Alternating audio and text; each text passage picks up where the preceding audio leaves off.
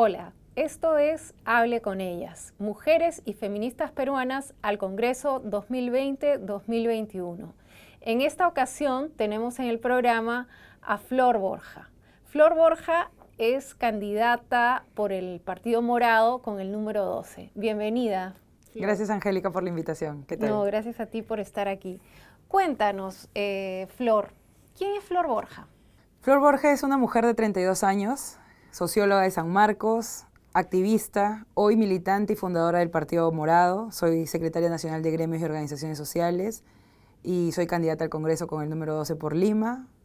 He sido una de las dirigentes nacionales, soy una de las dirigentes nacionales más jóvenes del partido. Y como muchos jóvenes, hace 4 o 5 años, cuando escuché a Julio, decidí salir de mi zona de confort e involucrarme activamente en la política, porque es necesario, porque el país lo necesita de más voces, de mujeres, que participemos activamente, inspiremos y movilicemos para que cambien las cosas en nuestro país. Y digamos, ¿tu interés por la política se inicia con el Partido Morado o tú tienes una trayectoria anterior? Cuéntanos un poquito cómo es que llegas a la política. No sé, te parecerá un poco raro, pero a mí siempre me han interesado los problemas del país. Yo soy de una familia de clase media baja, estudié en Barrios Altos, en Cinco Esquinas, en un colegio de monjas franciscanas, donde me hicieron entender la importancia del otro. Es así que yo siempre, desde muy niña, veía noticias. En la época de la dictadura de Fujimori yo estaba muy pendiente de lo que pasaba. Yo sabía que algo no estaba bien en el país. Yo sabía que teníamos que hacer algo. Y desde muy chiquita ha habido interés por la coyuntura de nuestro país, ¿no? Me fui a la Marcha de los Cuatro Sueños con mi mamá, tenía 12, 13 años, y les decía, hay que ir porque hay que defender al país. No entendía todo en su real dimensión, sí entendía que había maltrato, abuso y mucha corrupción, y las oportunidades no llegaban. Tenía hermanos mayores que se les negaban las oportunidades por todos estos problemas que habían y que enfrentaba el país en ese momento. Y mi interés por la política, por las demandas sociales me nace desde muy niña, desde el ayudar al otro hasta entender que hay un problema estructural de corrupción. Ya cuando llego a San Marcos me comienzo a educar, comienzo a entender muchas cosas, mucho más de la sociedad, de la problemática que vivimos. Hay un interés muy marcado en mí para resolver los problemas. Primero inicio en lo privado. He sido supervisor de proyectos sociales, me metí en temas de innovación social para generar desarrollo, pero siempre ligada a transformar las cosas. Voluntariado transformador, liderazgos transformadores, innovación para poder generar desarrollo en las comunidades desde la empresa, y esa ha sido mi preocupación. Y llego así a decir, tengo que hacer política porque en uno de los trabajos que tuve me hicieron conocer el recorrido del paciente cis. Y acá hay un INEN, el Instituto Nacional de Enfermedades Neoplásicas, que atiende a nivel nacional, pero se descentralizó. Entonces, había una empresa que vendía las vitaminas, todas estas inyecciones para los pacientes cis que eran completamente gratuitas, pero había un abandono de los pacientes cis que tenía todo gratis y ellos querían saber por qué. Entonces, me fui en ese caminar a conocer la ruta de un paciente que padecía de cáncer y cómo el sistema era reactivo hacia él. Teníamos un sistema deshumanizado. Yo escuché a un señor y que nunca me voy a olvidar, en Trujillo, en Otusco, en Cuyuchú, que está todavía a 7 horas de la capital. Nos metimos hasta esa zona donde no había transporte, donde el transporte venía una vez a la semana. Y nunca me voy a olvidar lo que me dijo el señor Hilmer, que padecía cáncer de hígado, que le habían operado y que no iba a continuar el tratamiento porque llegaba a la cabecera de región, llegaba al INEN y le decían, no has traído tu hoja de referencia, regrésate. Y él les explicaba, ¿no? Oye, pero vengo, me he olvidado, disculpen. No tenemos cómo ayudarte. Y al ser un tema, como cuando uno es sociólogo y trabaja estos temas, a veces hace roles. Al hacer un rol en Arequipa de paciente, que venía de la convención de Quillabamba, y yo fui al IREN de Arequipa, que tenía un bulto en la mama y no tenía una hoja de referencia. Me dijeron, tienes que regresarte. Pero no tengo mayores ingresos para ir y venir. No hay forma, nosotros no te podemos ayudar. Fue ahí un punto de inflexión en mi vida, que era muy buena, que estaba obteniendo muchos resultados, tan joven, estaba abriéndome camino en el tema de innovación social, de desarrollo. Dije, esto no se va a cambiar desde aquí. Necesitamos involucrarnos en política. Y justo mi mamá, yo llego de uno de los viajes y me dice, ¿te va a interesar una persona? Y yo, la política para mí, o la clase política para mí era corrupción. Muchas veces uno entrega su voto pensando que de verdad la gente lo va a hacer bien y luego ve el accionar cuando entran al poder y ve que es lo mismo de siempre. Me involucré en política cuando escuché a Julio terminar una entrevista diciendo, y verás que hoy muchos peruanos van a salir de esa zona de confort y van a involucrarse. Y yo fui una de ellas. Hace 4 años, en el 2015, fui una de ellas y entendí que el activismo político se tiene que ejercer desde la militancia porque necesitamos organizaciones políticas que de verdad velen por transformar el país. Y esa es mi historia.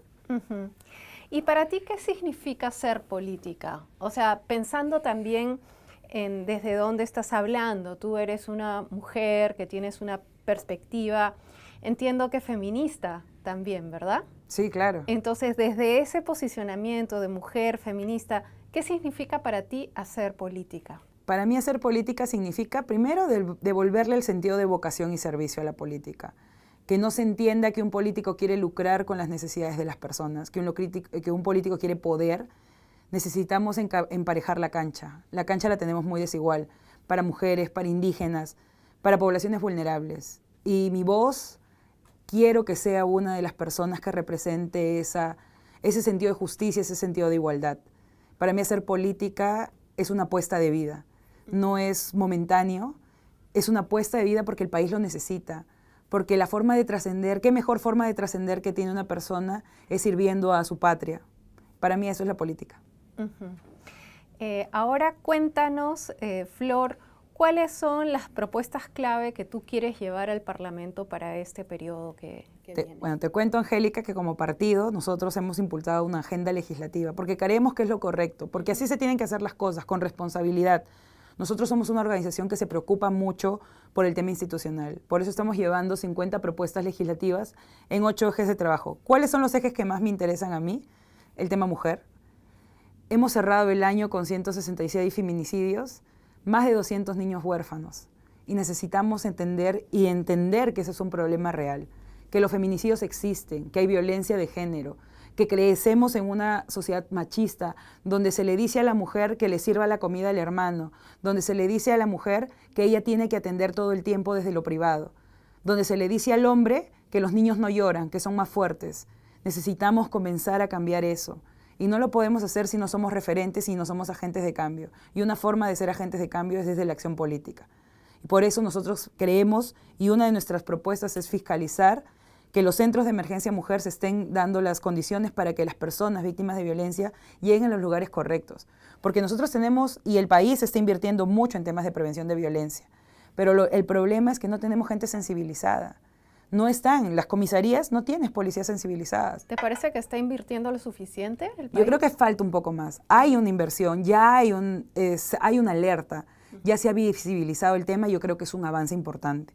Pero necesitamos que ese avance sea, primero, multisectorial, segundo, que haya una inversión focalizada también y diversificada, porque la violencia de Lima no es la misma violencia que hay en Cusco o en Apurímac, son diferentes formas y hay que entenderlo así también, porque son construcciones culturales. Yo he estado en muchas regiones donde tú le preguntabas a una señora, ¿por qué no quiere hacerse el IVA? El IVA es una prueba para detectar si hay cáncer de cuello uterino. Mi esposo no quiere. ¿Cómo van a hacer eso a mí? Es un tema cultural que también tenemos que educar. Y parte por tener una educación con enfoque de género, una educación con igualdad. Nosotros hay que defender la igualdad, hay que defender el enfoque de igualdad, porque eso nos va a ayudar a que desde Lima hasta Cusco, Ayacucho, Apurímac, Tumbes, entiendan la importancia de ser mujer, entiendan la importancia y le den la relevancia. Y entiendan que la violencia no va más, que no vamos a permitir que nos roben una vida más. Eso parte por ese lado del tema de género. También estamos impulsando una agenda muy, muy interesante en el tema de hacer un registro de agresores. Si bien existe, no está público, entonces necesitamos proponerlo, necesitamos que se vea, porque tú comienzas a salir con alguien y tú no sabes si ha habido alguna denuncia o ha habido algo que te puede dar indicios de que mejor dejarlo ahí. Entonces necesitamos también promover eso. Y también como un Infocorp, ¿no? Como un Infocorp. Porque las mujeres ya están despertando, las mujeres ya no se están quedando calladas, las mujeres están entendiendo que son tan iguales como el hombre. Así una mujer sea una ama de casa, tiene la importancia y le tenemos que dar el valor, porque no es un trabajo menor. Una mujer invierte, aparte de su trabajo, 30 horas domésticas en la casa y un hombre 8. Entonces necesitamos que se entienda y necesitamos educar a los hombres y a las mujeres en igualdad. Y eso parte por tener un enfoque de igualdad. Eso que dices es bien importante, ¿no? Este desbalance entre el esfuerzo laboral que realizan hombres y mujeres, digamos, en el espacio doméstico, pues es bien sesgada la dedicación, sobre todo de las mujeres, ¿no? A la tarea reproductiva versus los hombres, ¿no? Yo recuerdo haber visto unas cifras del INEI, ¿no? Que nos dicen que en cuanto a dedicación de tiempo, las mujeres en el Perú trabajamos como 9 horas más en promedio que los hombres, claro, juntando el trabajo reproductivo y el trabajo, digamos, tal como se entiende, ¿no? Reproductivo y productivo. ¿Hay algún tipo de propuesta desde el Partido Morado que busque atender directamente estas diferencias en la dedicación laboral, reconocimiento, por ejemplo, del trabajo doméstico? Nosotros estamos apostando y hace un par de días hemos firmado la Ley de las Trabajadoras y Trabajadores del Hogar, que también es una forma de reconocer el trabajo doméstico, y vamos a impulsar que esta ley se dé. El país ha firmado el convenio 189 que entró en vigencia en noviembre de este año, por ende tiene que existir una nueva ley con mejores reglas de juego. Hoy lo que nosotros tenemos es que todos los trabajadores y trabajadoras domésticos tienen contrato verbal o escrito, depende del empleador. Lo que te pide la nueva ley es que ese contrato sea por escrito, que se reconozcan sus vacaciones completas, no el 50%, que se reconozcan las horas extras, que el trabajo solo es 8 horas, como un empleador normal, como un trabajador normal. No son colaboradores, son personas que están trabajando, cuidando a tu familia, cuidando tu hogar, y hay que darles el espacio y hay que darles la relevancia que ellos tienen. Y también eso parte por ser una acción afirmativa. Al reconocer estos derechos, tú das pie a que podamos discutir y que haya un debate sobre el tema del trabajo doméstico, ¿no? De manera más amplia, digamos. Por supuesto. Flor, hace algunos días hubo un pacto que se firmó entre candidatas de varios partidos, ¿no? Si no me equivoco, estaban del Frente Amplio, de Juntos por el Perú, del Partido Morado y de Somos Perú, ¿no? Representantes de todas estas fuerzas en un pacto para promover un compromiso alrededor del tema de la violencia de género. ¿Nos puedes contar un poquito más en qué consiste? Sí, este pacto me invitó a participar Lucía Alvites, nos invitó como partido, hemos aceptado porque nosotros está por escrito nuestra agenda de género, la hemos llevado con las propuestas. Y este pacto nos ayuda a solidarizarnos y a tener la solidaridad entre candidatas también a las agresiones, a que la política no debe ser, oye, te pongo el codo y porque yo quiero salir antes que tú, para evitar la violencia de género, para promoverla, para saber que desde el Congreso se van a discutir esos temas, que los vamos a impulsar y nos estamos comprometiendo a hacerlo. Y es un pacto que nos ayuda a todas a sentirnos más seguras en nuestra participación política porque ya no estamos solas. No estamos solas impulsando una agenda desde un partido, sino que es una agenda y es un hito histórico que diversos partidos que creen en la democracia, que creen en la igualdad, estén firmando compromisos de ese tipo. En cuanto al tema de género, es bien claro, creo ya en este punto para todos, para todas, para todes, que estamos viviendo un momento de arremetida conservadora brutal, ¿no? Donde hay fuerzas que nos quieren llevar de retroceso en términos de derechos ganados de mujeres, ¿no? También son fuerzas que colocan mucha estigmatización sobre la vida de personas de la diversidad sexual, ¿no? Y que se manifiestan permanentemente en contra del enfoque de género. Y tenemos representantes de algunos partidos como Solidaridad Nacional, por ejemplo, o también de Fuerza Popular, etcétera, que están llevando adelante esta agenda antigénero, ¿no? Y adicionalmente, ¿no?, como parte de esta arremetida, se apropian de la defensa de conceptos básicos, como es la defensa de la vida, la defensa de la familia, ¿no? Yo quería preguntarte cómo te colocas tú frente a estas fuerzas antiderechos, ¿no? Ya nos has señalado que para ti el enfoque de género es importante, pero quería escuchar un poco cómo ves estas fuerzas antiderechos en términos de sus posibilidades, si constituyen una amenaza para el país, etcétera. Y también, ¿cómo les disputarías tú el concepto de vida y de familia? Yo defiendo a la familia, yo defiendo la vida, claramente. Si no, no creería en la igualdad de los derechos. Completa oposición al miedo, a la violencia que quieren instaurar. Dice, alguna vez leí, que un pueblo educado va a saber elegir a sus representantes. Mientras tú quieras amedrentar con la violencia, con el miedo, con la estigmatización, tú no estás queriendo que el país se desarrolle, tú no estás creyendo que la gente pueda tener la oportunidad de ellos mismos decidir qué es lo que es importante. O sea, desde la religión quieren instaurar el miedo. Entonces necesitamos políticos y políticas que se compren el pleito de hacerle frente a estas causas fundamentalistas, conservadoras, que no quieren que el país se desarrolle, que quieren seguir sumergiéndolos en el miedo para que ellos puedan seguir teniendo el poder de hacer y deshacer lo que quieran. Esas personas que nos dicen sí a la vida, sí a los derechos, ¿cuándo nos han defendido en los derechos laborales? ¿Cuánto tiempo han apostado por nosotros porque tengamos mejores derechos? ¿Cuándo lo han hecho? Vean sus trayectorias, conozcan quiénes son. Votan en contra de todo lo que es para el pueblo. Necesitamos que también se entienda. Ellos dicen sí a la vida, pero ¿a qué vida? ¿A qué nivel? Precarizan el trabajo, precarizan las condiciones de justicia para nosotros. Tenemos los cuellos blancos que violan a las niñas, las denuncian y negocian si salen libres los violadores. No podemos seguir permitiendo que ese tipo de personas que se disfrazan de defensores de la vida, de la familia, estén dentro del poder. Porque ellos les están mintiendo y les están mintiendo descaradamente y no tienen vergüenza de hacerlo. Necesitamos que no nos crean, que busquen, que averigüen, que sepan, que se informen. El tener igualdad de derechos significa que hombre y mujer valgan lo mismo, que no tengamos una diferenciación siempre desde la escuela, porque en el colegio ¿qué nos han enseñado? Los niños juegan con carritos, las niñas es el color rosado. Los niños tienen la valentía, la oportunidad de hacer lo que ellos necesiten hacer para formarse bien, de reconocer su cuerpo para evitar que las violaciones se den desde los niños.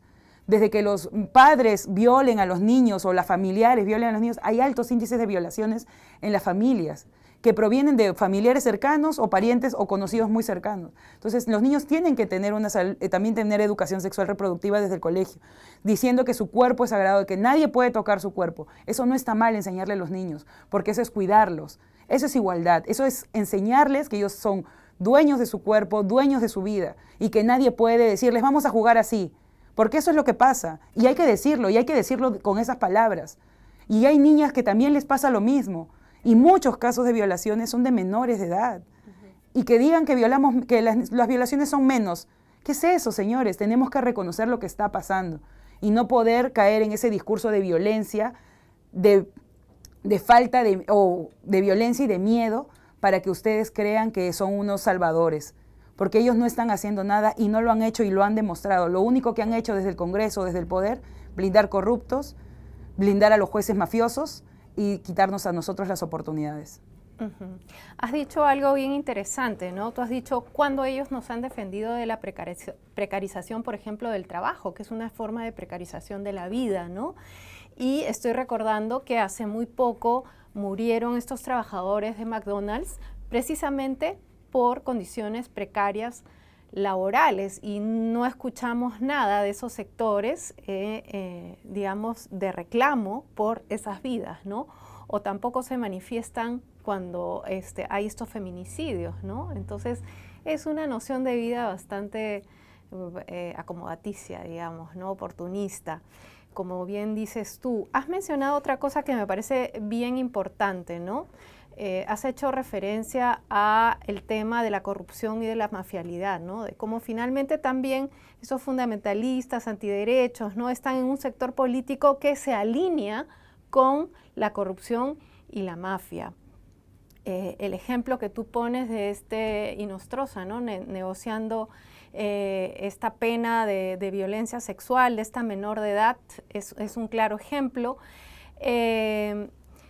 Digamos, justamente eso es todo lo que no queremos, ¿no? Se ha cerrado este Congreso, ha habido digamos, un cierre constitucional del Congreso precisamente por toda una problemática de corrupción, de mafialidad, de blindajes que no permitían al país avanzar y salir de un estancamiento. Estando en esa situación y justamente teniendo que resolver esos temas, ¿no? ¿Qué tocaría hacer en el Congreso en relación con estos temas de corrupción, justicia, mafia?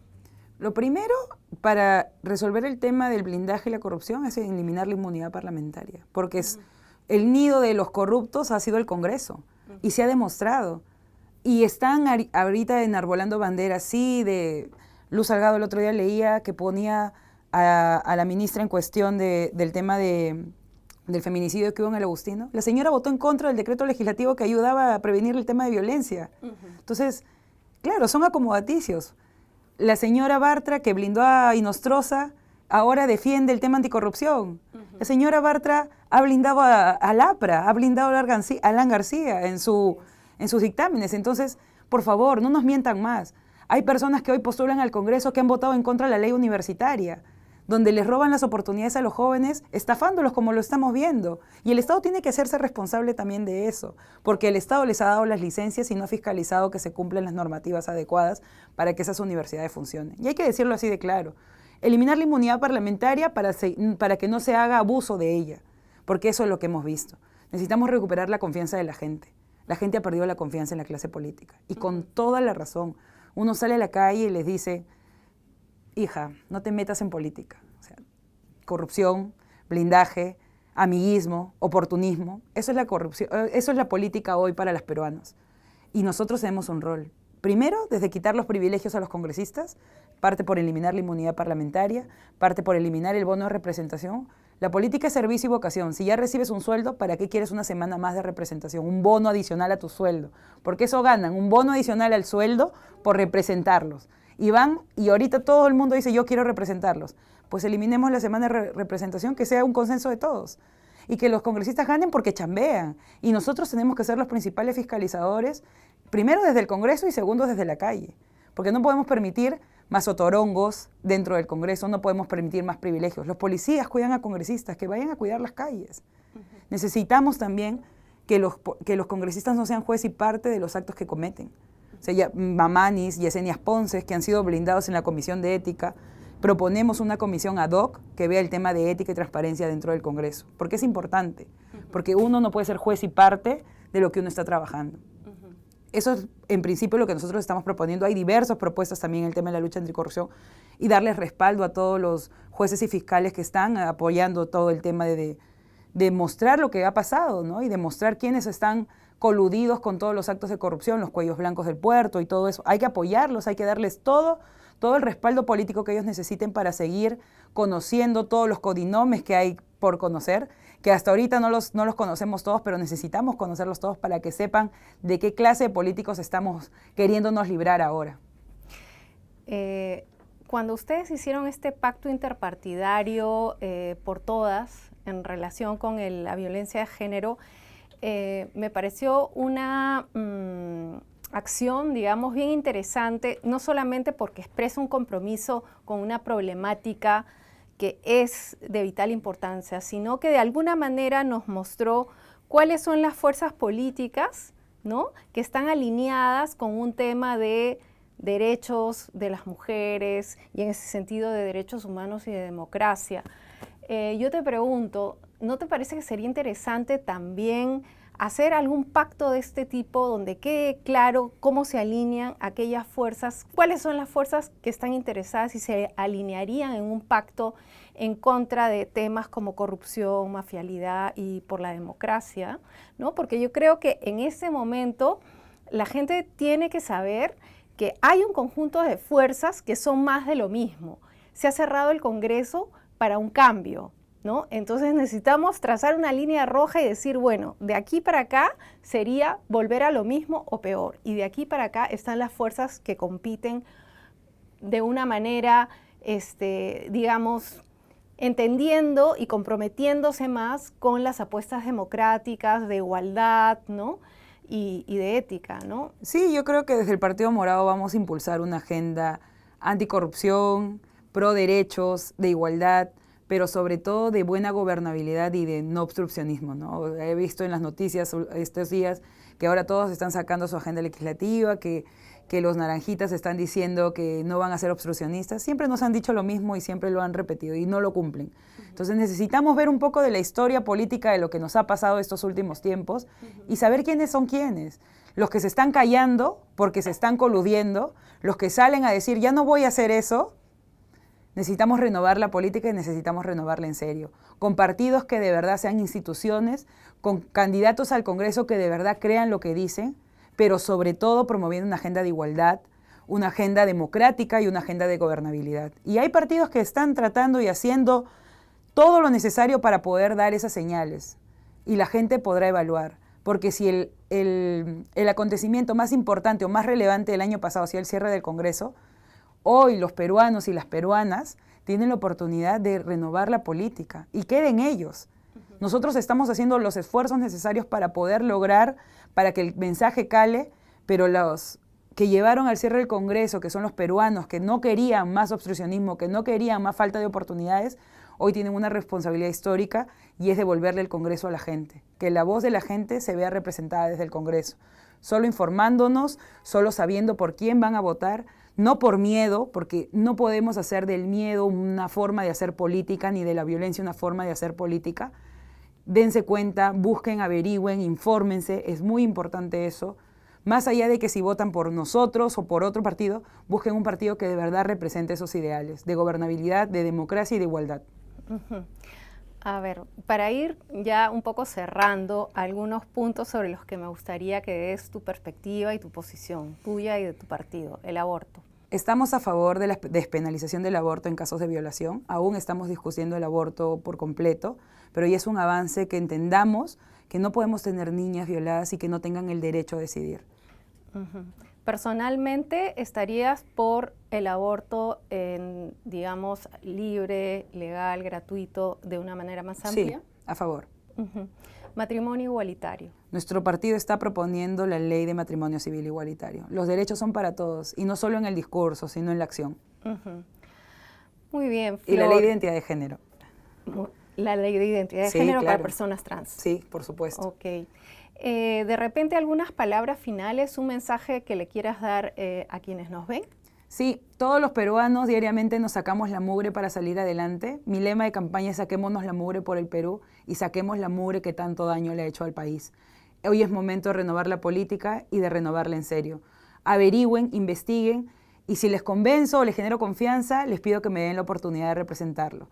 Y sobre todo, que los políticos tienen que regresar a las calles, a hablar con la gente y hacer política desde ahí. Nos vemos en las calles. Muchas gracias, Flor. Te deseo mucha suerte en esta contienda. Y con ustedes, hasta la próxima edición de Hable con Ellas.